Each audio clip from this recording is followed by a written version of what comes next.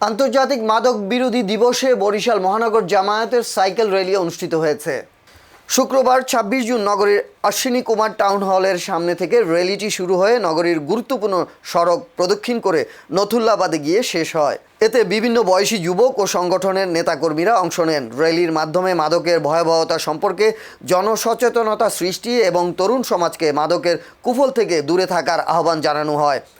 যুব বিভাগের সভাপতি মোহাম্মদ জাফর ইকবালের সভাপতিত্বে আয়োজিত এই কর্মসূচিতে প্রধান অতিথি ছিলেন জামায়াতে ইসলামী বরিশাল মহানগরীর সেক্রেটারি মাওলানা মতিউর রহমান।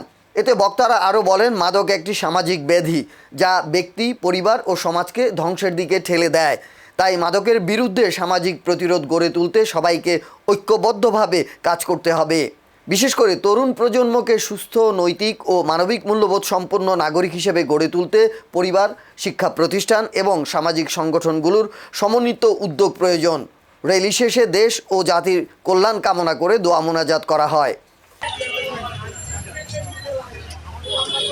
বরিশাল মহানগরীর যুব এবং ক্রীড়া বিভাগ কর্তৃক আয়োজিত আজকের এই সাইকেল র্যালি পূর্ব সমাবেশের সম্মানিত সভাপতি, যুবক বিভাগের সম্মানিত সভাপতি আমাদের একান্ত প্রিয় ভাই জাফর ইকবাল ভাই, আজকের এই অনুষ্ঠান সঞ্চালক যুব এবং ক্রীড়া বিভাগের সম্মানিত সেক্রেটারি অ্যাডভোকেট কাউসার হোসেন ভাই, উপস্থিত আছেন বিভিন্ন থানার নেতৃবৃন্দ, উপস্থিত প্রান্তীয় ভাইরা এবং সাংবাদিক।